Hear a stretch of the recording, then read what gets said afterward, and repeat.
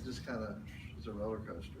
I need something consistent. That's why I like this, the way you called your thing, warfare marketing. I need to do something, man, because I've spent almost $10,000 in the last 6 months on 2 websites, 2 Facebook fan pages, 6 landing pages, 28 YouTube videos. I mean, we are. You spent how much? Almost, it's about 8,700 so far. And what'd you get back from it? We've got 3 leads so far. 2 of them told me to F off, and 1 of them just wouldn't call me back. So that was kind of why we wanted to start something for realtors. Is I have a couple real estate clients. I say a couple because most of them end up being consulting clients, because I think they're so terrified to jump in and do what it takes to get leads, because so many people have burned them terribly. That's where I am. We work with, now I'm gonna forget her name, Erica, and she's got like a independent one with 30 people. Like, I've been consulting with her since when she was even thinking about going out on her own. And she was just telling me this one marketer came up to her and they were selling sponsorships at a school event. The school is real, the event is real. These were just people piggybacking off and taking their money from $500 to $2,500. People that's never closed a real estate deal. No. It doesn't exist. The school's real, the event's real. This is just some guy piggybacking something very real, selling sponsorships. Rented a space kind of thing, and just No, didn't even rent a space. It wasn't even. The And it took her a guy moment. selling the memberships or to the Sponsorships. school was a Just con man. complete. The Yeah, school scam. had no idea he was No. selling those That's in legit. his behalf. And then she took a moment. She's like, normally when I do these checks, I'm actually at the school. And the other one is that sometimes it's really expensive, like to get things that work, or it takes a long lead time. So in some of the research that we've done, there are 2 realtors that just killed it. But it would be a small fortune to build what they've built, and nobody else wants to do it, right? That's what I'm talking about. It's like my guy keeps telling me, he's from Australia, and he says, "Hey mate, I'm telling you, it's all about organic growth, and all this stuff." And I see That's that funny. because We did $4,500 over 3 months for one of our real estate clients on Google, with landing Google pages and all that. AdWords. We got them 10 leads in a month. Wow, And you know how many they closed? 0. Because the people for real estate, when they're coming to our landing pages, so we track everything. We track, if somebody's putting their information in, we track the phone call, because all the phone numbers are tracked. We record the conversations. So out of those 10, one was like, like that's probably a sales call listening to it. The other 9, though, ended up straight to voicemail. And they never returned any of the messages. Never responded. When they called me and they're like, the lead, we're not getting any leads, and I was just like, I've showed 10 phone call leads, and I'm not even looking at the people who came in by email. So, okay, I'm listening to one that's fluff. Where's the other 9? Did you return those messages? Oh, I didn't know we got any calls. I can't help you if you don't answer the phone. You just spent $1,000 in ads plus my fee for landing pages and management, and you didn't pick up the phone. people are scared to pick up the phone. Realtors? Yeah. I'll tell you how often that I talk to a realtor. Very, very rarely. Same here. Because nobody wants to. They just text back. Even in the showing instructions now, that you I can't even pick up my call phone them. all the time. It's easy. Like the phone rings, you realtors answer. that don't use CSS, you can't even call them. They're like, text your name, your number, your license, your firm, blah, blah, blah, to this number, and I'll respond to you with closing I think instructions. that has to do more with the new It's like, world. oh my Everyone wants God. to get off the phone. So putting together 7 ways you can use organic social. I can't help you can't teach everything in one day, Right. but I can help you on the organic social side. The first one that I just like to say has nothing to do with social at all, but it's treating your business like it is warfare. And that's not because that's my name or anything. One of my favorite games to play Nikita Warfare. is risk. And I think it is the exact same thing with my own business and with every other business out there. When you're playing risk, have anybody actually played risk before? So when you go up against another country and you win, the very next time that you get to play, you get more armies. And if you get the whole continent, you get even more armies. So every single time you win, it's like exponential growth. Like it's almost like cheating. You can just start rolling over people, right? Same thing in business. If you close a deal, let's say you net, what was our deal? I think our home was like $6,000 to each realtor. You now have $6,000 more dollars, well, minus broker fees, that you get to take and play and get more advertising to get more leads so that you can close more deals, right? Right. You can look better, you can have a nicer car, you can get the office, everything that you get, every penny, if you invest it back in your company, you get to actually get more leads than the other person who's just starting because you can afford it, right? So I do try to implore everyone to actually think about it like warfare. You're not just paying your bills, you're not just winning for winning's sake. Well, that's fun too. You gotta reload the gun. You've got to reload. If you can't afford more ammunition, then you're not going to get the next set of leads. So is that one kind of clear up front? I think if I can impart anything to anybody, that is the big one. It's very clear because I've been watching this young man tear it the heck up doing just what you're saying. So And some people don't want to reinvest. They want to. I have one client who just wants to he put it all back. reinvests in And his like, business every month. the other one, and this is where realtors just, they make me very upset. They gotta have an avatar. So even saying it's in Collin County, that can be way too broad of a stroke because how many realtors are in Collin County? Thousands. And even more so. There was one realtor that I just thought was about the most clever, and I realized he took a lot of hate for it, but he made national news and got leads just flooding to him because he chose an avatar. He had moved away from California to Texas because California was a little too blue for him and he needed something more conservative, and made that his entire real estate practice. He made the news, and that was his only job. His avatar was actually in California, and he was helping them move to Collin County. He could tell you exactly where they lived, exactly about how old they were, their motives for moving. So if you just say, oh, I'm looking for generally somebody, maybe in their 30s to, 55, or maybe it's all across the whole entire buying spectrum that are looking to buy a house, makes your marketing dollars go flat. Whereas if I can say this is my exact avatar, a lot of things become really easy to do. One, when you're on your advertising, you can be hyper specific. So that guy, I'm sure he caught so much hate. I bet if you looked at the comment section of any storyline, there's just Because he thousands. used a caricature instead of him? Is that what you mean This when you is say avatar is about the client. Oh, I thought you were talking like Yeah. avatar, like a No, character. I could get into a different type of one, but that's the marketing 401. We were Okay. actually discussing that before everyone walked in. This is going to be really knowing who your client is. And when we ask and we get into this, so when people pay us for strategy, we actually call people on the phone.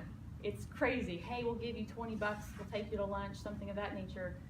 But we actually want to talk to you on the phone. And it's never 20 minutes, it ends up being like an hour and a half. But those were the best nuggets where you really understand your client is. I want to know what magazines they read, what TV shows. Sometimes the best targeting on Facebook is just what TV show they watch.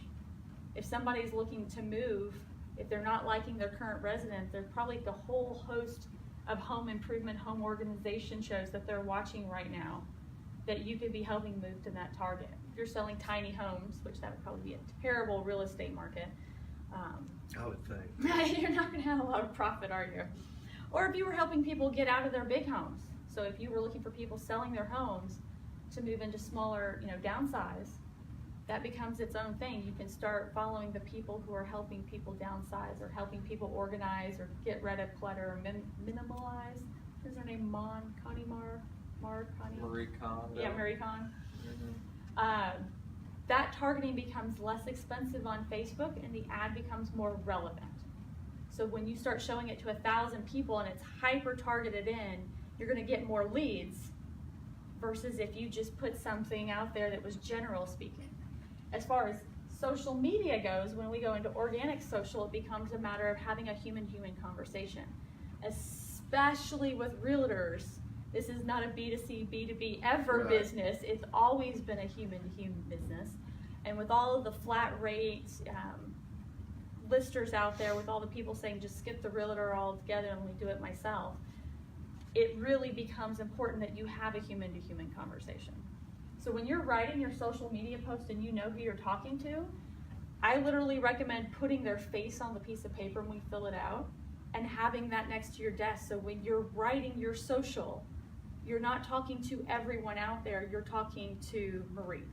That represents. Yes, everyone, because as unique as Marie thinks she is, they're not.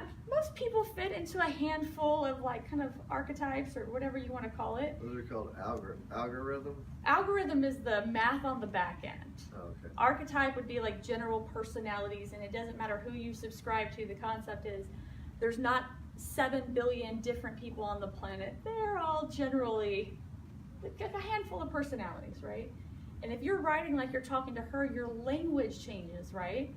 Because if you're just writing social, you're going to be more formal and structured, and you're going to write like your English teacher taught you how to do it, with perfect little paragraphs and opening little this, and we're going to have a little talk here, we're going to tell a story here, we're going to have a CTA here, and you may not even get that far, but it's going to look completely different if you're pretending like I'm staring right at you and we're having a conversation. What would I actually say to you? What would be the pattern of conversation? And even implementing what they would say, so that the next line, so even there's not an actual conversation, right? You can say the next thing. And I know what you're gonna say. You're gonna say, impossible, we can't sell a house in 3 days. Like, you can start having that exact conversation, so when people read your post, they're like, oh my God, you were in my head. You can't do that if you're trying to talk to an entire massive general public of every single person moving in the entire DFW area, because we're all different enough that that's not gonna work. There are people who, just the colloquial terms they use are so different. And if you try to take that colloquialism out, you actually miss the population that you could be having a better relationship with. Does that make sense? So knowing who you're talking to first is gonna save you. If you do ads, it's gonna save you a ton of ad dollars. If you're doing completely organic, it's gonna help you have that conversation you actually want to have with the person you wanna have it with. That's due to the hyper-targeted marketing. Hyper-targeting. So even on social media, and a lot of people, their first complaint is going to be, but then I'm missing out on other people. No. You're taking your time and hyper-focusing on what you feel like is your best customer, the person you're gonna be able to serve best. You can still pick up everybody else. It's just not where your marketing is gonna be focused at. If somebody out there remembers you because you're the realtor that was on Dateline, because he's only focusing on, his whole goal is to focus on bringing people from California to Texas, to Collin County specifically. How many red-blooded hyper-Republicans do you think he's going to attract just in Collin County that just want to move? Or people who want to move from Dallas to Collin County for the exact same reasons? Or people Probably quite a bit. What's another blue state? They're going to want to go with the specialist, and if that's what he's claiming he's specializing in. I didn't want to get that detailed, but exactly. Becoming the specialist in that little niche marketing is going to make things go a lot better. The next one is going to be before and after. That one's going to have 4. The first one is just going to be basic have and have not. So for the 3 of you, who do y'all specialize in? Y'all are more like seller side, buyer side? Buyer. I'm more buyer too, but I would love to be seller. I market myself as a seller and end up being buyer's agent. Is that they're easier to get? Yeah. More of them available right now, and then you fall into sales just by coming into buyers who are looking for houses, and oops, I have a house to sell too. Fantastic, I can help with that. Okay, so it's kind of the same thing here. So the idea here is to pick up more seller leads, but the same concept works for both sides. Whenever you've done the avatar, you know exactly who that person is, running a quick before and after grid. And this is just draw a piece of line down the paper, a couple lines across. What do they have before and after? So if they're going to be a home buyer, they have no home, maybe they have a home that's just too small. If they're a seller, they're an existing home, they've got to get rid of it, they're moving to California the other direction. What is it they have before and after? That's the wrong way. This is also going to be the hardest way to sell, but you certainly need to know what it is they're actually getting and why. Part of that's going back to the avatar. You need to know that maybe, I have one realtor, they focus on divorcing. They want to know when people are fighting, have a terrible time, and that gives them the capability of picking out their networking partners. So instead of having to go to all the networking meetings, they just go find divorce attorneys. Sounds depressing. It's depressing, but when people divorce, they have to sell their home. Back in the day, I was a quote-unquote short sale specialist. Oh my God. They didn't tell me you had to be a dadgum psychiatrist too and listen to all their woes. I'll be honest, most people who make any decent money that I know have to be psychologists. Oh, that sucks. Because people are messy, and when you can help people with their mess, that's how you make good money. So that's a whole other conversation. The other one is going to be how they feel. And this is going to be where you start to really move in social media. And when you can sell people, this is like, my favorite example is if you're buying furniture at Nebraska Furniture Mart, if you go to the item page, there's some place you can find the product specifications. That is what you have. That's the sofa is 36 by 36 by 82 inches. You need that information, right? It's going to make your copy when you're writing social media better. But it's not why you buy the sofa. Like maybe it's why you buy like that $200 sofa you get when you're buying your first or getting your first apartment. But when you're spending like $1,000, $2,000, $5,000, $7,000 on a sofa, the specifications are like the last thing you're considering. It's just like, okay, this is what I want. I just want to find a way to make it work in my place, right? Nice to know the have, but getting into somebody how they feel before and after you, that's a big one. That's why when you see advertisements, you can almost like clockwork, like when y'all watch like expensive advertisements, don't look at the people that are not doing it well. But they'll show somebody almost in a gray-like state. The filter is gonna take a lot of the color out of the picture and it's gonna show them sad or frustrated or they're throwing things or they're angry. And then it's gonna turn around and showing them in bright, livid color, like way more color than any actual person has in their face. And super happy and like having a little dance celebration on the lawn. That's because they're showing that feeling before and afterwards. You feel sucky, you feel frustrated, now you feel relieved, you're super excited, you've got your new home. Right? For your seller, it's gonna be the other way around. You're out of your home. Yet that burden is lifted off your shoulder. You feel relieved to having got rid of that. And especially if you're in a complex, so if you're trying to get someone who's selling a home because they want to buy another one, that's a big relief because they can't close on the other one typically until they've sold their first, right? Because the money from one is just hopping over the next. So understanding how somebody feels before and after is going to start really changing your copy. The other one is their average day. And so for a lot of my customers, that's hard. They have to like really think about how their product or service actually changes someone's day. In real estate, to me, that's easy peasy. They were in this house. If you're looking at the buyers, the seller side, they're in a house that's cramped. They just had another kid. Kids are sharing the space. The carpet's all torn up. There's crayon all over the walls. They're just tired of the neighborhood. They want something flashy and new. You can literally change their day by moving them over to this new neighborhood with a new house where the space actually fits them and every kid has their own room and they have a bigger kitchen and the wife's not tripping over the island anymore because somebody poorly designed the kitchen. That kind of conversation that I'm rattling out, you can start to have that, and the more you tighten up the avatar and you figure out what it is, that problem that they're having in that neighborhood that you're trying to find your sellers in, you start describing that average day and those frustrations, and the woman, because it's typically the woman that's deciding long before the man knew it was even going to happen. She's like, man, I am tired of tripping over that island. I'm tired of scrubbing that grout because there's a tile on the top of my countertop. And wouldn't it be nice to have granite? Granite's so easy, or that Corian countertop, whatever it is. Maybe not Corian, quartz. Describe the average day and where she's sucking and failing, and just take that knife and dig in it. So people are making decisions on gain, logic, and fear. Gain is easy. That one's always right. You're going to sell the house. We're going to make it easy. You're going to be able to move over to the next one. logic, it's a logical decision, you've got a lot of equity, you can move it over and we can roll it into the house in the neighborhood with the good schools. Fear, that's where we're gonna get, kind of like we're talking on our average day. You're gonna stick the dagger a little deep into their, you know, the side there and saying, that's a small kitchen. Wouldn't it be nice to have more counter space? Wouldn't it be nice to have more than 6 total square feet in your laundry room so that you're not like trying to move it one tiny and the laundry's piling up and the kids are in there and the dog's stealing the underwear out. True story, my dog and underwear, man. You describe that average day, you talk about that fear, that pain point that they're having, and stick the dagger and twist it a little bit. They'll make your social media better. And I feel like a terrible person kind of saying this, but it is the same warfare marketing, so I feel like my name kind of covers my personality.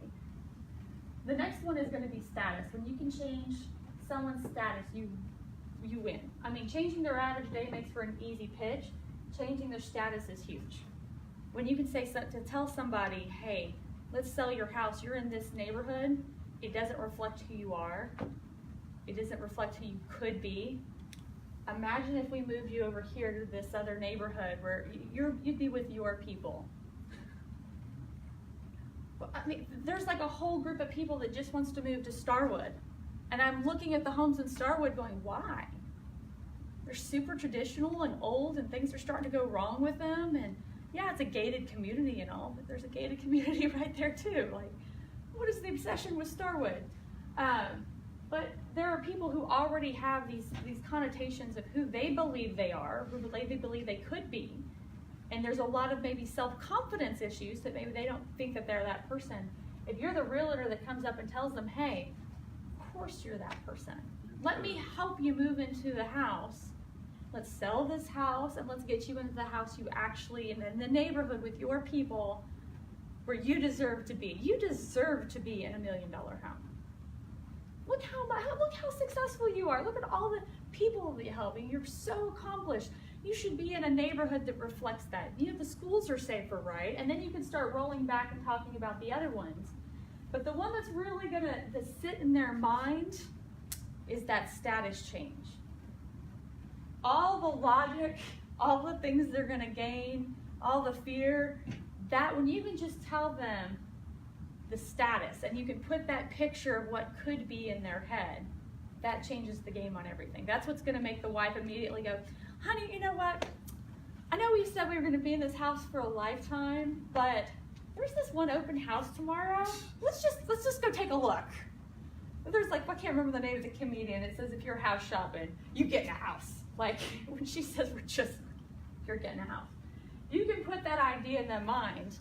They're gonna start inkling that direction. Instead of having to fight for leads, once they're coming, you know, they're going to Google, they're looking for a realtor, you can be the one that's already gotten in their head and help them make the decision. At the point, why wouldn't they call you? You started the conversation. Hey, Janet, it's a really successful business you've been running. No one else did that. Why would she go to another realtor if you've already put it in her head? You've already provided her all those feel good. People want to hang around people who make them feel good. Be that person. And you can do that on social media. People make emotional decisions. They do. It's, you know, absolutely logic irrational. is important, but yes, like if you can get somebody emotionally involved in something. The logic is just something they bring to make their decision they've already emotionally made make sense. Yeah. They will make up the logic where it doesn't. Yes. It may make zero justification, but once your mind is made up emotionally, you're going to find all the logic in the world. That is like statistics. Yeah. You can lie all day with statistics without ever actually lying. You just, you change the graph, or you put it sideways, or you do something, and all of a sudden it tells whatever picture you want it to tell. It's called liars figure, figures don't lie. But if I could make the absolute point, I could present somebody with a ton of evidence that says, hey, being in an apartment is actually going to save you money over your lifetime, never actually owning. That doesn't matter. There's also a ton of evidence that somebody else can pull that says, oh, but look, you'll save on your taxes this way, and you'll do this, and you'll do that. It doesn't matter. Whatever decision you've already decided you're going to make, you can provide the logic from somewhere to support it. Anti-vaccines or vaccines, that's the perfect example. It doesn't matter. You've already made the decision. you're never going to change your mind no matter what is put in front of you. Once the emotion has been handled, it's done. All right, and then once we have, Can I ask you a quick Go question? Are these things that you're telling us that we need to do, or are these services that you provide? I can provide them, but I'm also happy to just tell you to do them. I don't know if I could. So, Not with that attitude.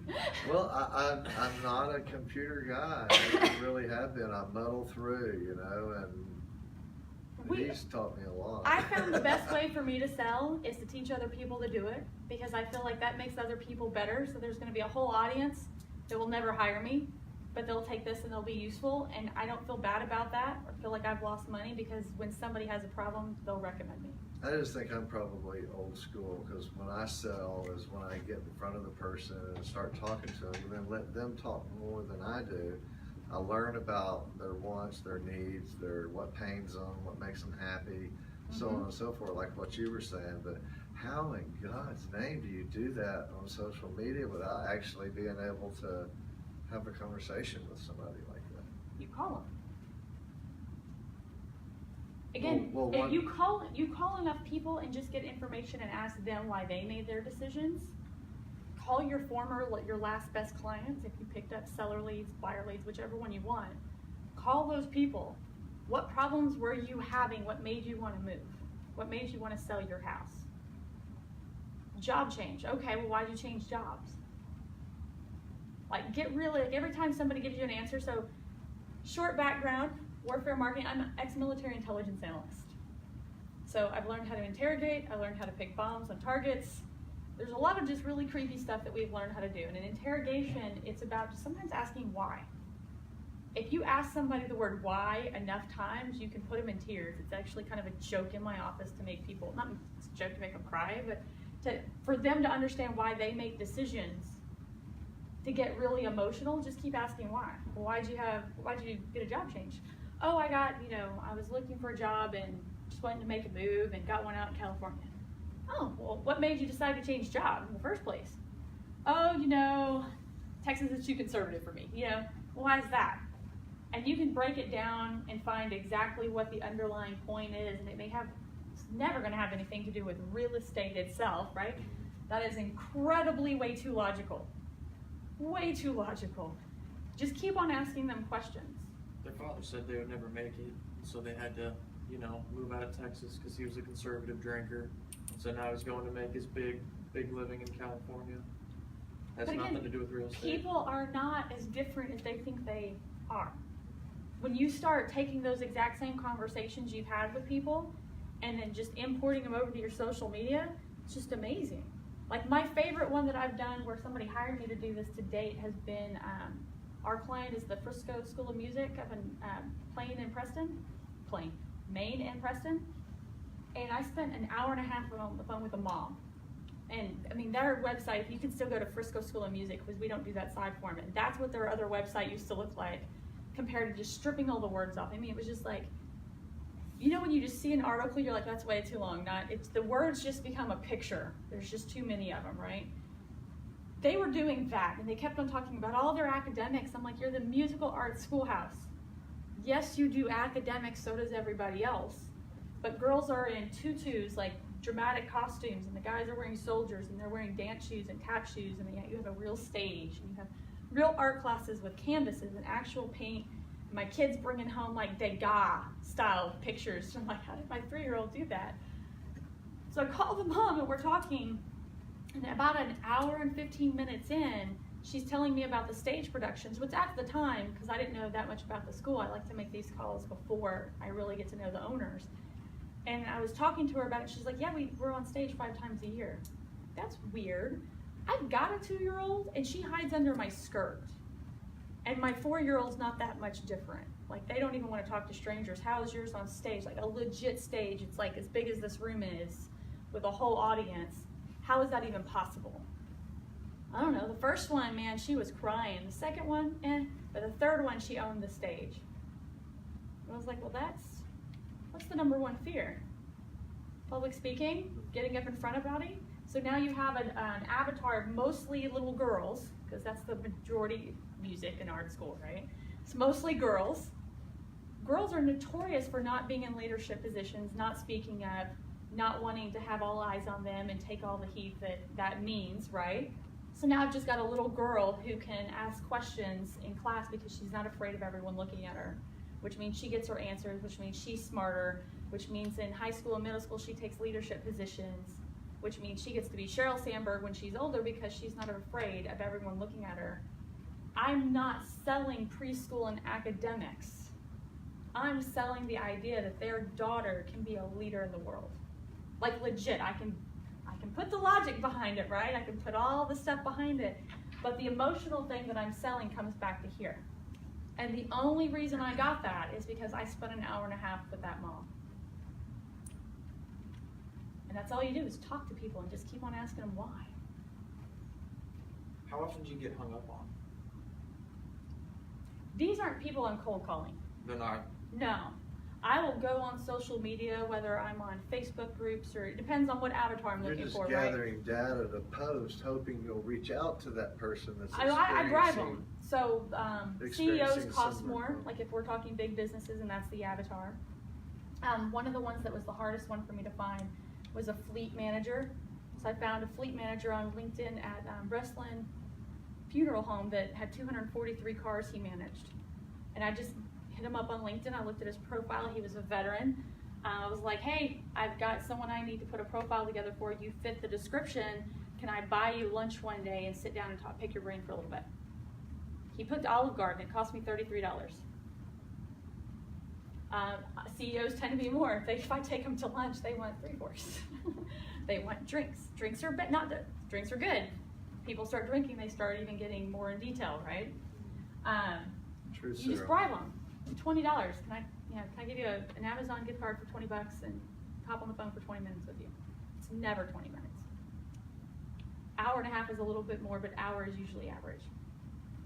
They get their $20 gift card, they're happy. I used to do that in high school, college. You do the marketing research studies. I used to do those I still do those. My fee is higher, but I still do those. I just love watching how somebody picks somebody's brain to see if the marketing is right. So all I've done is flip that around. I just call people. Just keep asking why. Be inquisitive. And that might just be my specialty, having come from the interrogating world. Debriefing. I can tell you really loved it. When you say interrogate, you smile No, from ear it's to ear. Not waterboard. Not waterboard. That's CIA, all right? That's different. Debrief. Okay. But that's the legit word. Nobody knows what Thank debrief you, is. seriously. I'm gonna let the air out of your pal. You better spill it. No. I always took the more psychological level. Being their friend always worked better. Let's see what I want to call it for people. Take your people through a journey, and you can do this on social media too. So that comes twofold. One, you need to take them through a journey that you've predetermined, right? But you also need to understand where social media fits in that journey. So I actually have a board in the other room. Will you grab my board? It's the giant 6-footer one in the conference room. Yeah. I have it on the other side, but I've got a client that's on the other side. The journey is 8 steps that we've done for marketing. It's based on that hyperlogical, you can make anything fit if you read enough studies. Desmond Morris is an anthropologist, and he looks at bugs and animals and says, how does a strange bug meet another strange bug, get busy, and make babies? One day he decided to do that with humans.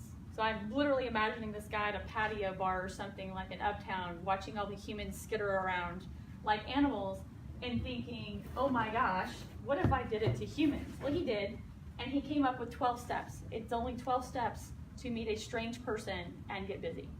Wow. Just 12. So ours is only 8 because you don't need to get their clothes off, right? That's all the harder steps. But it is 8.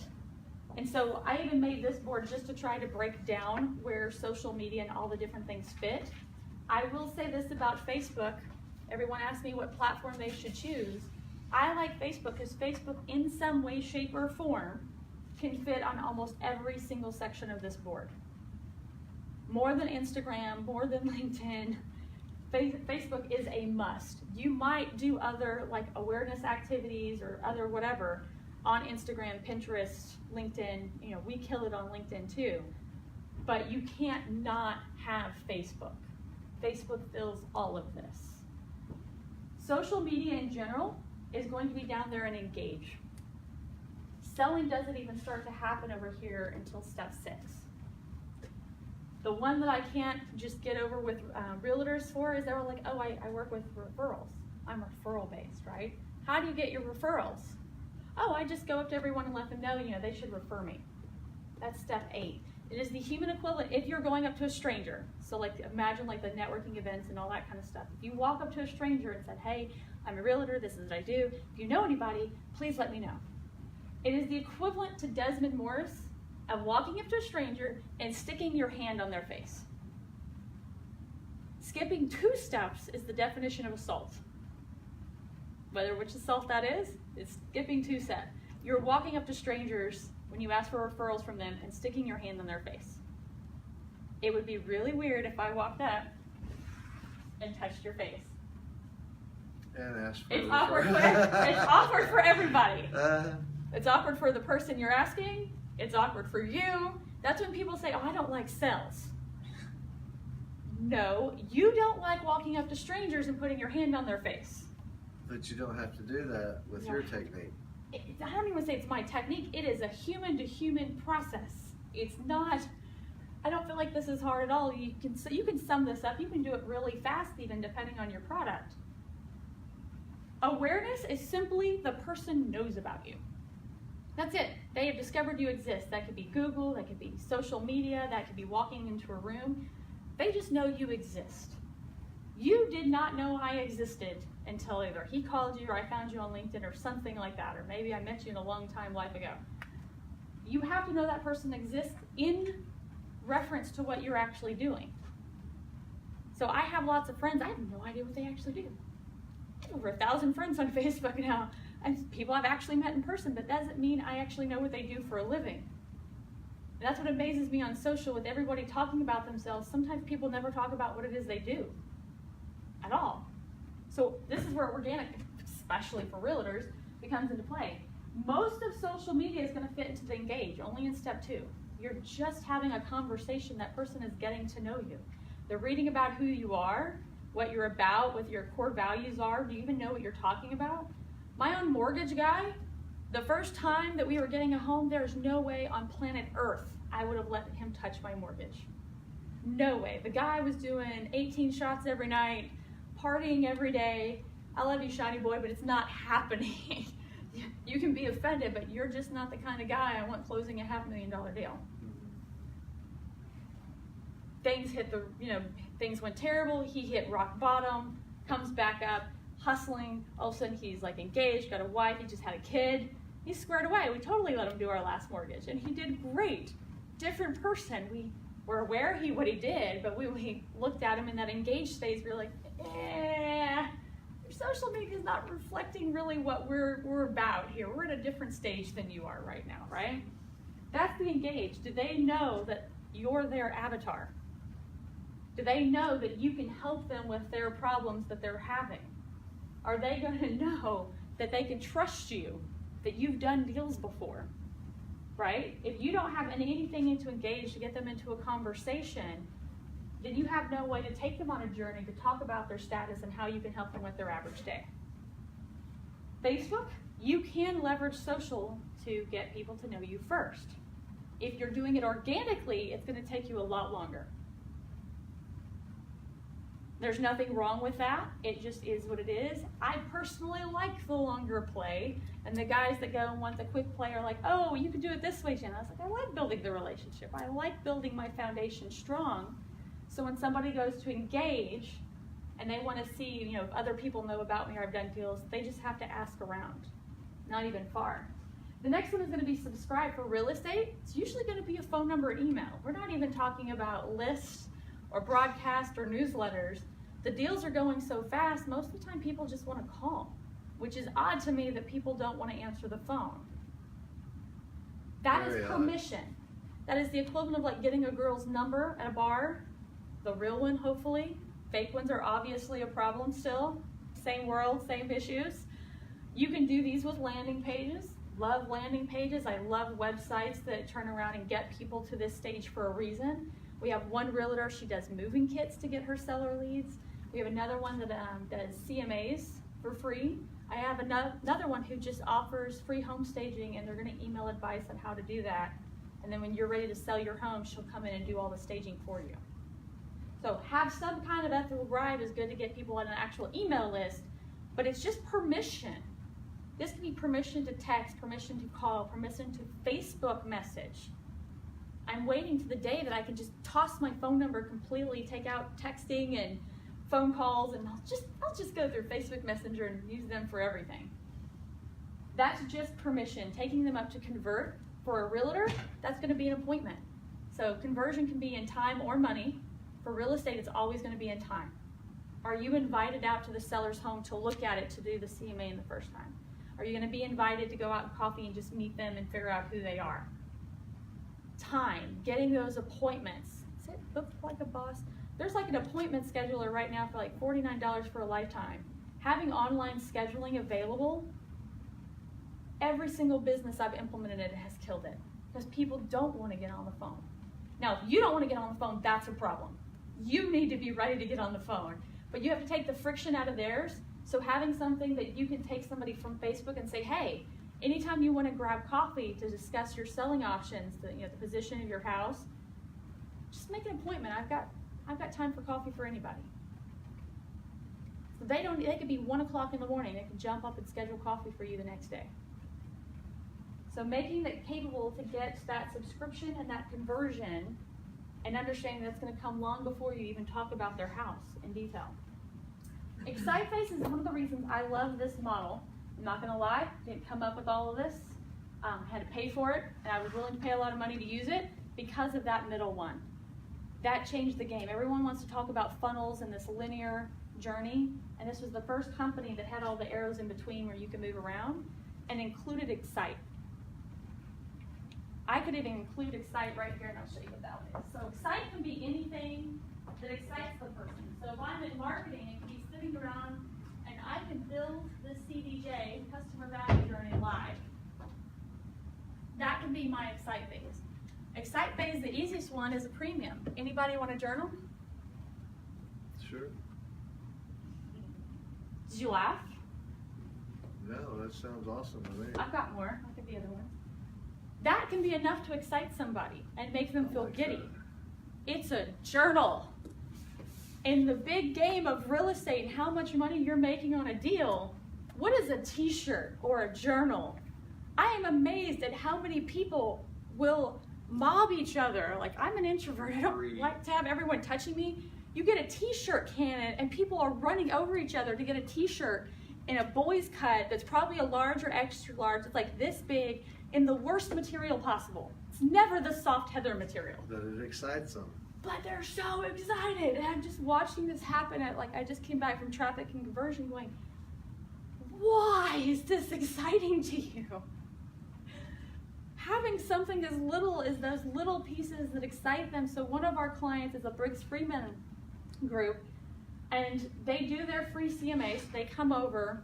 When they deliver their CMA, it comes a day before their second appointment.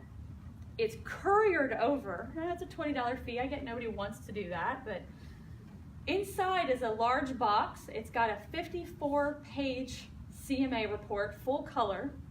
Most of that is sales material. You've got all the resumes of the two realtors working, Briggs, Freeman, tons of pictures with lots of status type homes that are in the Lakewood area because they're a Lakewood specialist. And it's in this box that's full Briggs Freeman all the way, that beautiful blue, right? And when you open the box, here's your CMA on the right, and on the side of that box is a video that starts playing. Those boxes all in, assuming you bought in bulk, that's got to be at least $38 off the top. Color printing, man, that's another $20. It's $50. They sell a home in Lakewood at $500 on the minimum, $1 million on the average, $800. What's 3% of that? 30 grand. Way more than the $50 box, right? Maybe you don't close every box you send in, but they have like an 80% closing rate. if they take the meeting and if they answer the flipping phone, right? So that is the big one. Just have some kind of excitement baked into your process. Like, so when I say this, like, come up with what your process is, and it needs to all make sense. How will they become aware? How will you engage them? You can have multiple pieces, but pick one from each box. List their home. That one's simple for you guys, right? That is the sell for you. That is your core product that you're actually offering. Aside from that, though, you don't have anything else to sell them, right? You're a realtor. You've listed your home. That's what you've done. Have partners that you can bring in to keep them buying. I feel like all realtors should know this, but have like a plumber that you already have. Have like a basket that you give them at the end of the sale that says, here's the information for my plumber, my electrician, my this, my lawn guy. I've gone out of my way to find a lawn guy in your area. Here's 3. Tell them all the other deals that you can do. What's going to happen to those people that you are bringing in directly? One, they're going to give you all that material for free.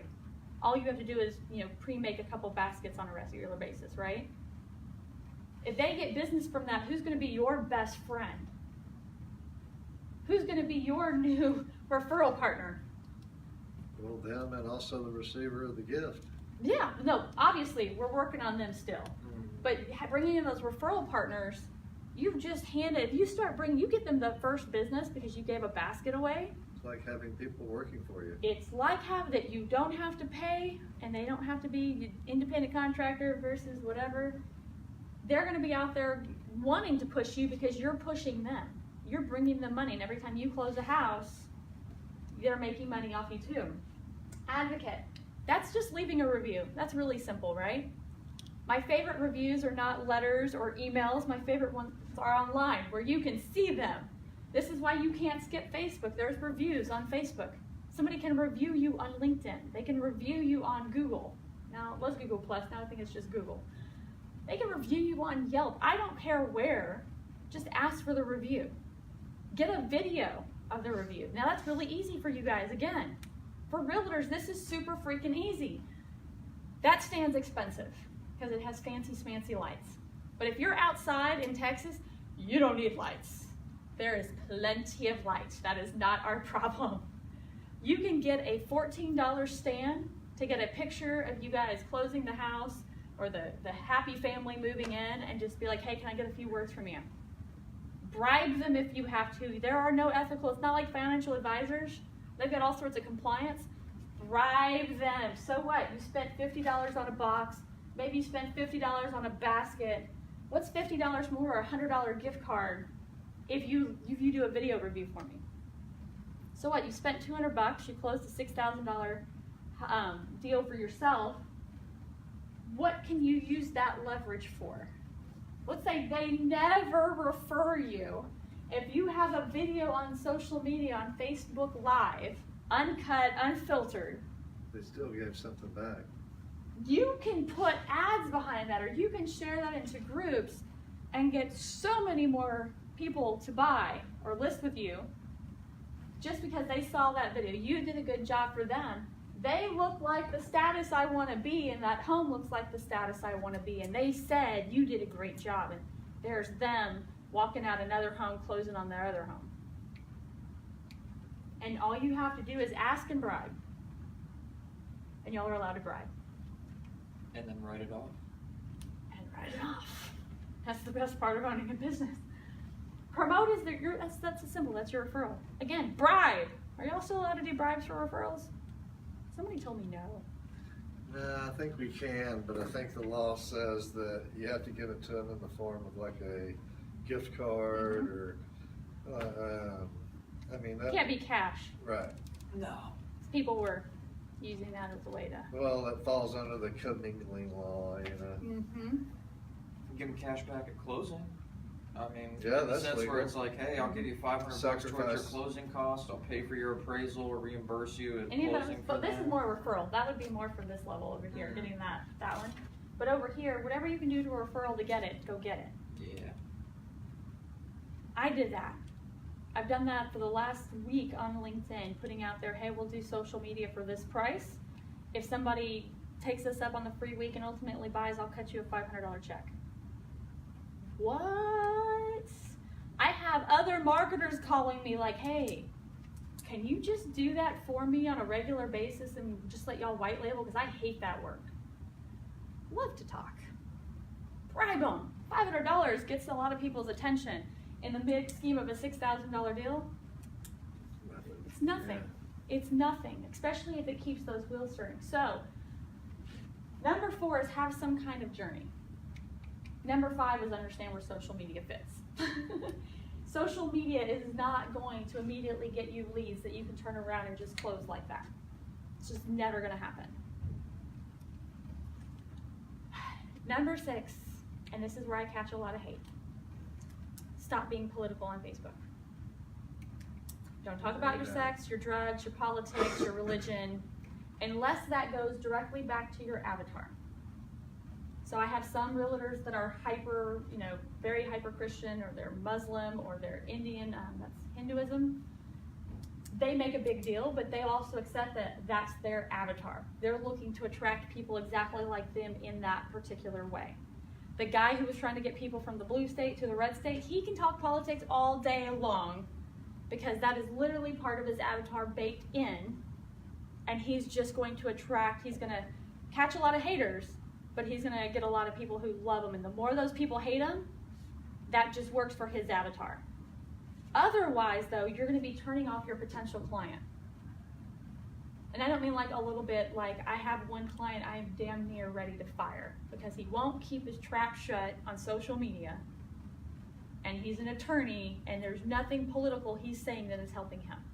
We've had to turn reviews off, and I can't turn Yelp reviews off. I can turn Facebook. We've already catched fire from Facebook twice now. And all of a sudden my phone will just bzz, bzz, bzz, bzz. I'm like, what'd John say today?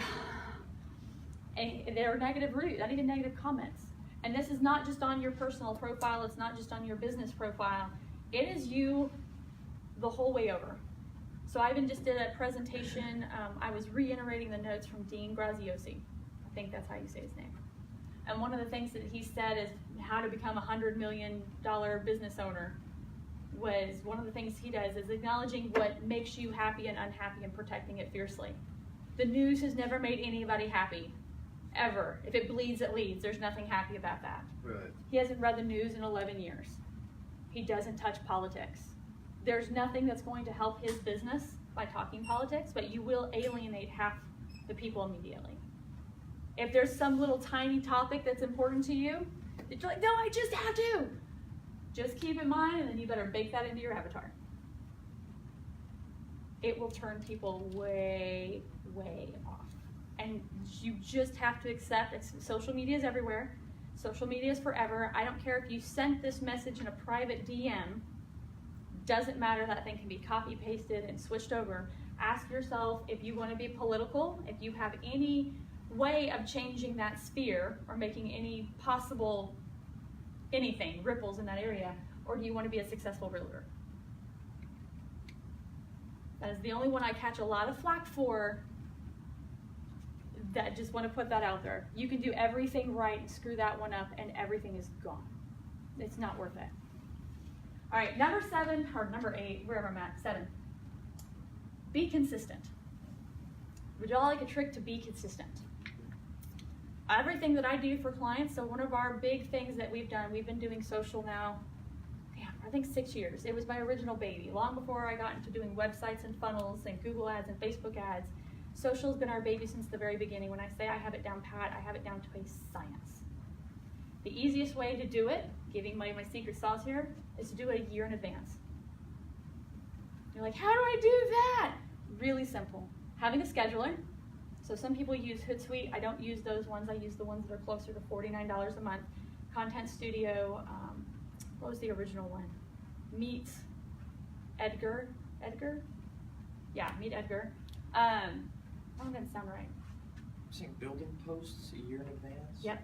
And then just basically have them timing every day. Yep, where it's once like a day. Preset. So I do a live show every day from 9 to 10.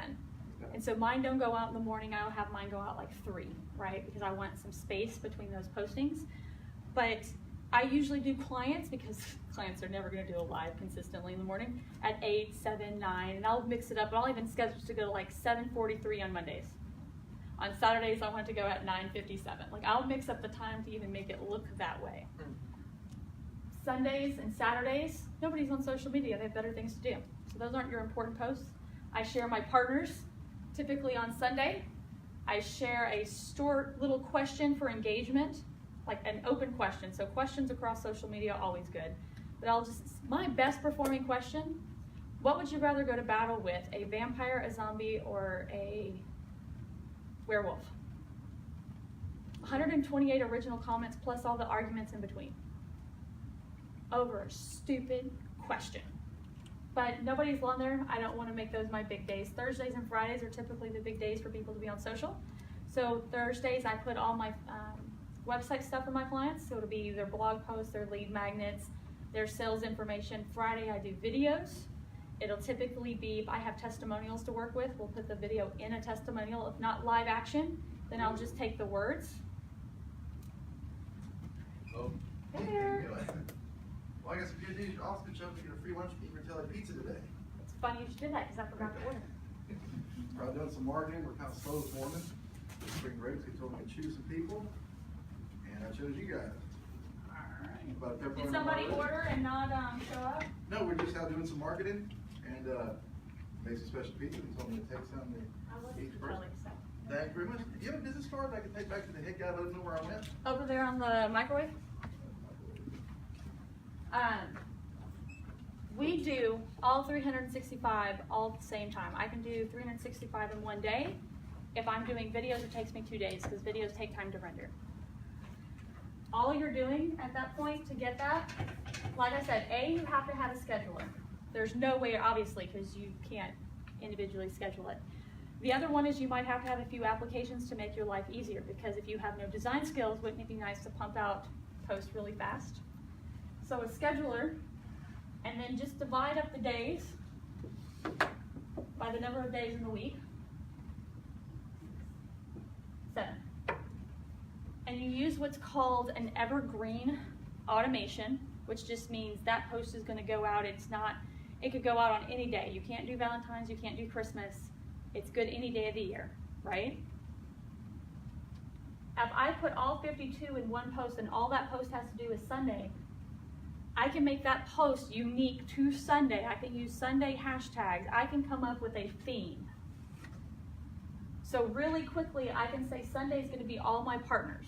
Or maybe I'm going to share for realtors. I typically do outside content. So I will go to things like interior design websites. I prefer to find interior designers that are local, that actually have blogs, but they never do. But I'll find ones on Houzz or blogs that are completely not competitors. I try to be careful because I want to know what realtors are leveraging blogs, and I will pick ones that are completely outside of that scope.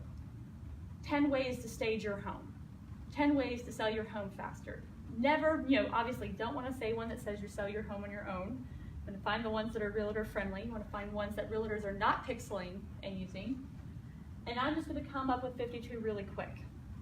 I have one software that even does this for me, but I've never been happy with its results, so I still hand pick those 52, and I make sure they have a big image at the top that will auto-populate. So all I have to do is go into a CSV file, 52 links, copy paste, grab the first paragraph, copy paste them over, add my CTA, no link on the CTA there, call to action. I can do those in less than an hour. It takes me about 30 minutes to do that one. So Sunday's done. I usually recommend clients do that one first because at least you've got something, right, for an entire year. Saturday is usually the next one I do, and it's gonna be that small engagement question. I just wanna start a conversation, right? You can mix up the rest of the days however you want. I do Friday testimonials where people are talking.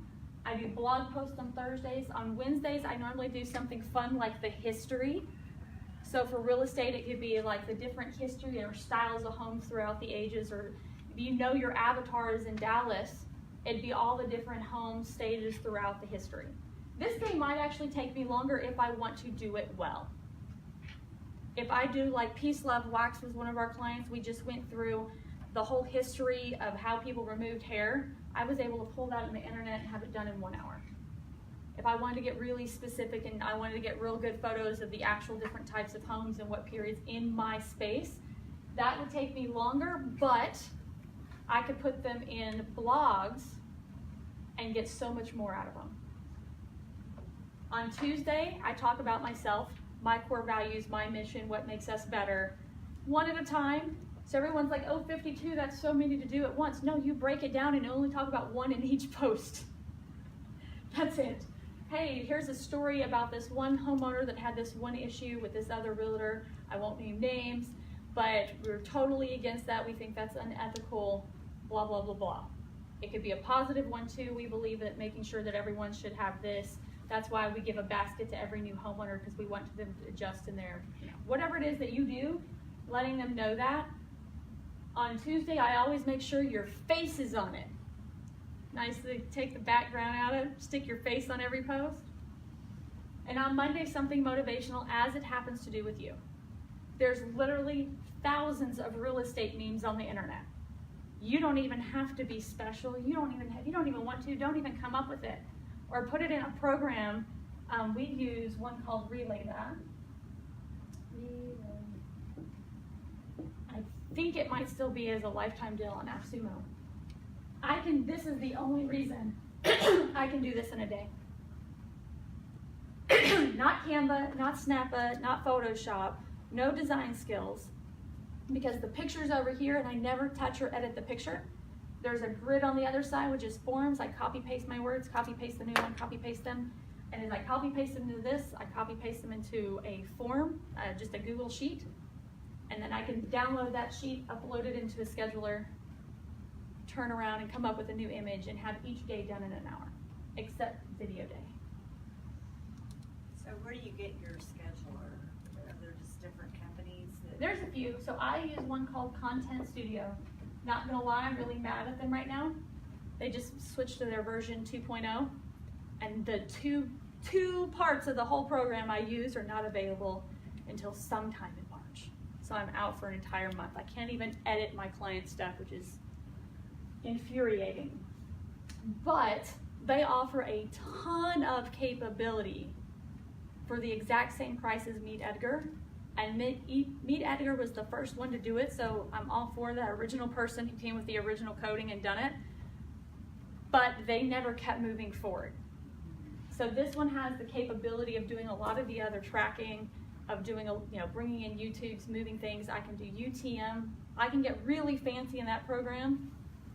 It takes some time to learn, but you can get in there. I could even get even fancier. So for our clients on Saturday when we're sharing somebody else's information, Sunday.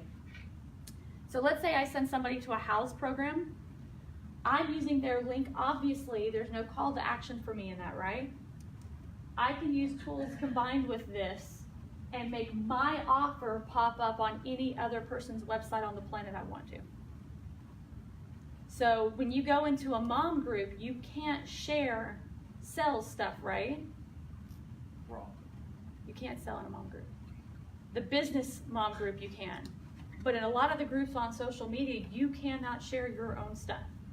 You can share a helpful information blog combined with a link you built over here that makes your offer pop up in the bottom corner. I can even make it a really invasive pop-up in their face, but you don't ever want to do that because you'll get called out real quick. It just has the most capability. I'd rather put people in programs that can grow with them as they get more complicated. Content Studio has the most capability. Yes. Like I said, the thing that builds this is actually not going to be finished until the end of the month, but it still has it. The idea is just you're streamlining this. When you do this, like if you try to create a post every single day of the week, right, and you get on your phone, you're going to hit writer's block and you're going to make a really sucky post. You're not going to have time to create all that branding and all that authority. You're not going to remember to put the call to action and be consistent. You're not going to remember that, I haven't asked a question in a while. I haven't posted about me in a while. I haven't done a testimonial in a while. When you do it all in 1 year, you have consistency every single week. You have your branding every week. You have your face every week. Like this post on Monday usually only has like a small symbol, not even a full logo. I'll just usually have some symbol for my clients.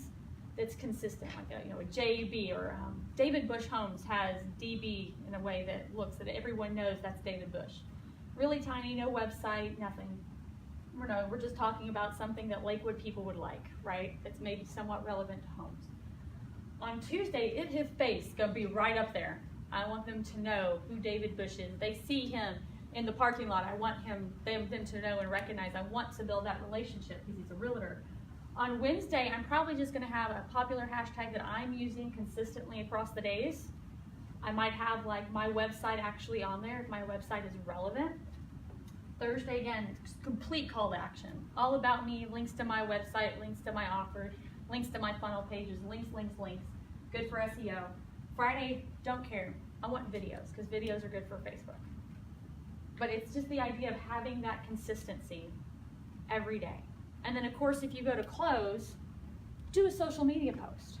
But that way, if you don't have anything to post for a week or a month, you're taken care of. So when somebody goes to engage and research you to see if you're a realtor that they want to work with, that does deals, that's professional, that's operating and isn't dead in the water, you look professional.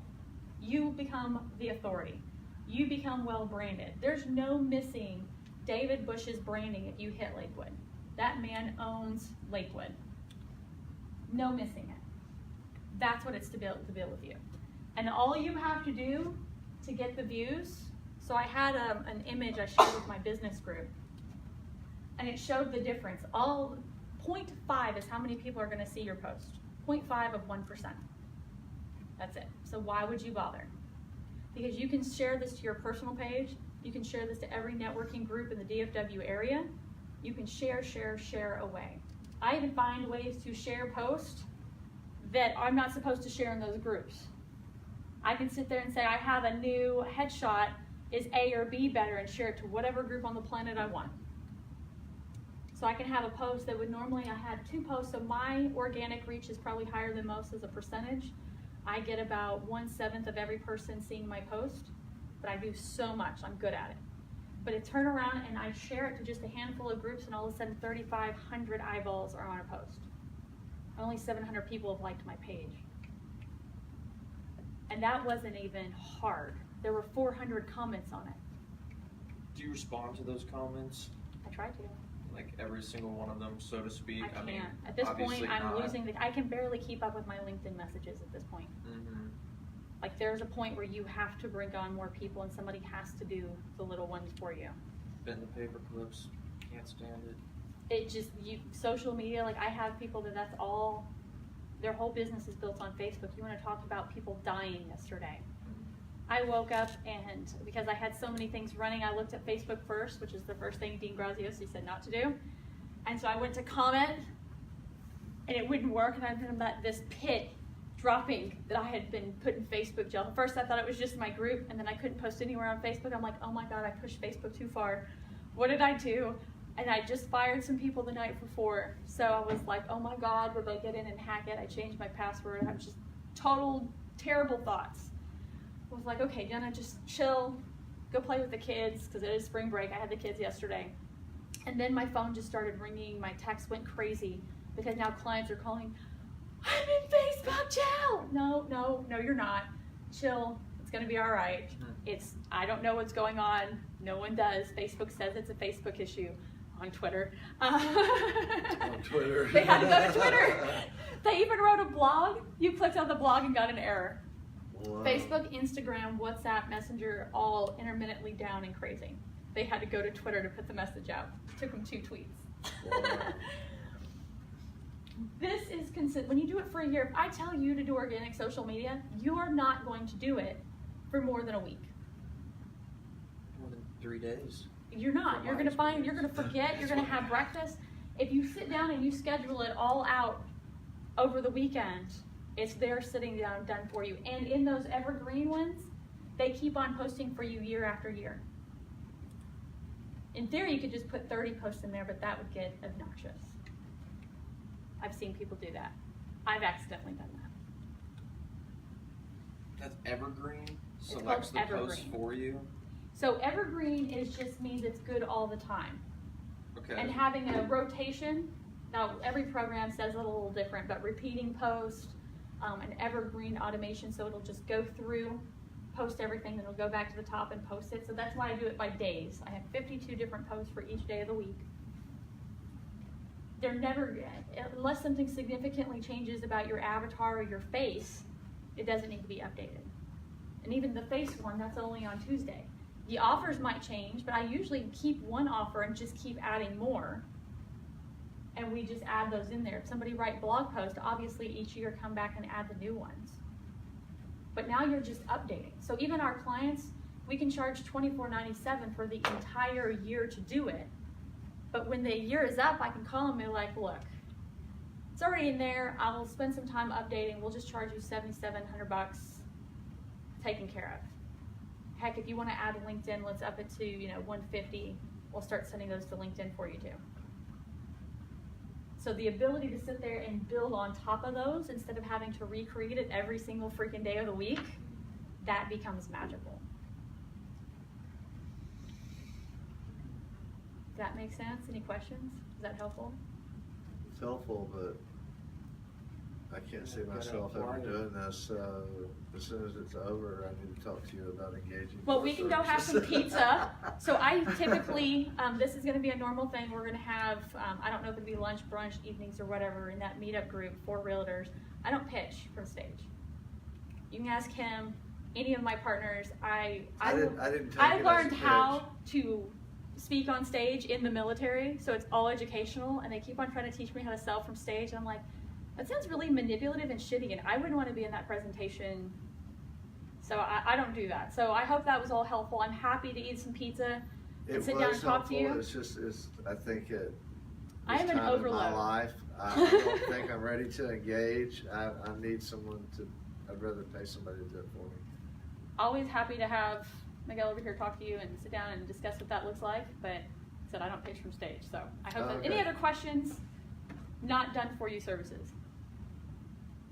I get that's a lot. You've been taking copious notes. Surely you have a question. Well, I'm just looking at what Content Studio is. So I actually have a webinar on Monday, and it will be live too, just webinar, that I can send you a link to. So Miguel, you'll take a note to make sure we get her the webinar link. Sure. And I think I'm only going to do it live once or twice more Okay. before I just film it once and it's evergreen, right? But I'm literally talking about this in more detail, and I actually go into the programs and show you how to do it. Oh, okay, that'd be great. That's its own, like man, my webinars are even going up to 2 hours. I'm trying to squish it down so I can do it from a large stage, but I do want people to actually understand what it's like to do it, because I can tell you how, but it's really until you actually get in there and do it over and over and over again. So the difference in what you teach is organic growth is it achieves its status. I mean, of course, with the content you put in, but over time, right? It can be both. So I don't mind a long tail strategy. I'm gonna get quick wins along the way. The more value you add to people, period, you're gonna get quick wins along the way. But it's not like going to Google where I can say, I got 10 leads for somebody this month.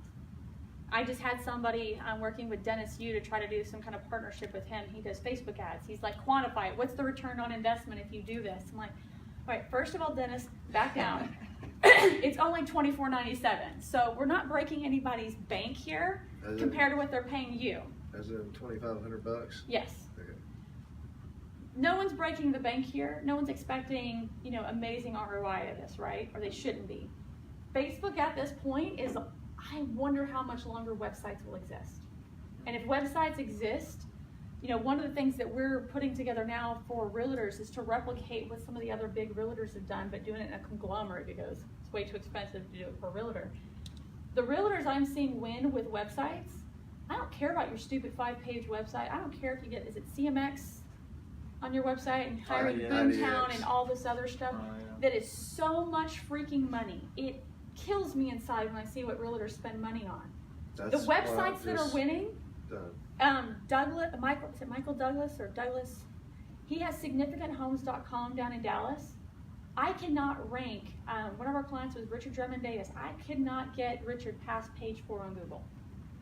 Now, Some of that was problems. He had a content writer crashing the website. There were other things involved, but we got him from obscurity, which I don't know how he was, all the way up to page 4. The #1 organic result was significant homes. Because that boy knew how to write content. He had a page for every single home after it came up, and it just stays there. So he didn't write it as if it's for sale. He just wrote, here's the history of this house. Here's the images of this house. And every time it would go up for sale, he'd update the images. He knew who built it. He knew who the architect was. He knew any famous families that had lived in it, and he just keeps on updating that. That post is then linked to every builder, the builder. It's linked to the architect. It's linked to the interior designer who worked on it. It's linked to anybody, and each one of those people had their own page. And their page linked to every single property they had.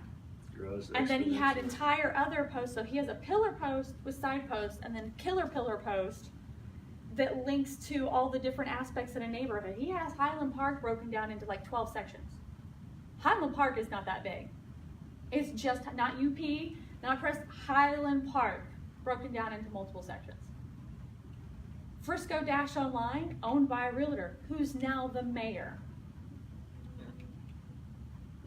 So that's our next step for our realtors, because our realtors can't afford, those are $7,000 to $10,000 a month projects to have someone else do them. So the only websites we like are the ones like that. Social media is going to be where a lot of that is going. If you can't afford the big websites with the content machines, because content wins every year, you can't afford that, then social media is going to have to where you play big. Does it help your website to write original content then, from what I'm hearing? Like some websites will come with like some If you preset, get, but then you if can you go get and edit preset, it. it's bullshit. That's, And yeah. anybody who sells you preset, the only reason I have one, Cassim is one of our partners. He does investment real estate, and Montessori is his big space. So in Montessori, where they can't afford original content, they're not looking for search engine optimization whatsoever. They are just looking for information on their site that when a parent is considering their school, that they're going to read that information, and they can take that information and send it out into emails. It is never meant to draw an audience. It is Okay. never meant to be awareness. It is only meant to be engaged, and that's it, right? So he can take that same content and sell it to other people, just massage it a little bit, and that works. Okay. But the kind of content that's going to draw an audience, that can take a pool builder in New York in the recession and turn him into a nationwide pool builder, that is all original. And there's a whole strategy to that. It would take me all day to teach it, and even that's not telling you even how to write it.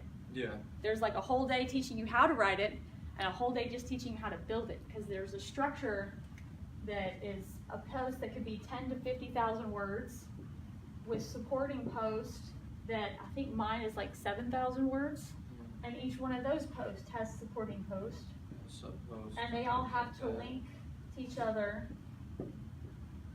It's a beast to build, and then you have to keep on doing it. Right. Consistency. But I've seen ones that are built more like, not e-com, but like an affiliate. They can generate $3,000 after you spend like 2 years building them. A ton of money. They generate $3,000 like cash machines when combined with social.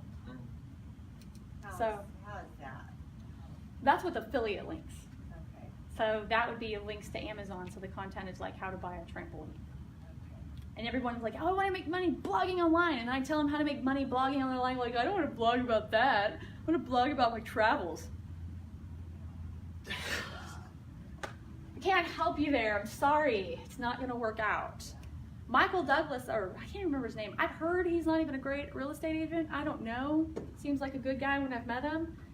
I don't think he really cares anymore, but now his site still ranks. Even if he never does anything else to it, it ranks so high.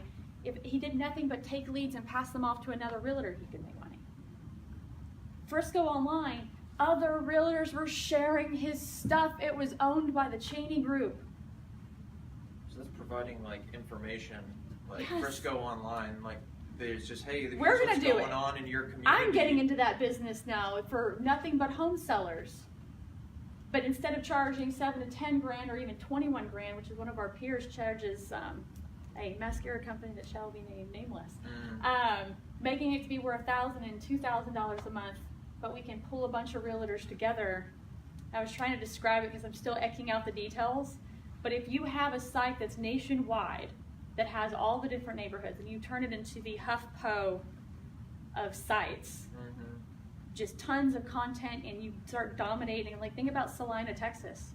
It's not hard to dominate everything about Salina, Texas. You could become the realtor of Salina, Texas, provide all the information all on one site, except now when it gets attention from someone in New York that's moving to Texas and you're pixeling them there and they're looking there, you can start advertising the SEO to every realtor in their own zip code. I still gotta mark it all out. So I haven't got to the point where I can even sell it yet. We're still taking on demos, our first 10 guinea pigs. But yeah, that kind of content machine's amazing. It's just Pricey. it's pricey. It's all pricey.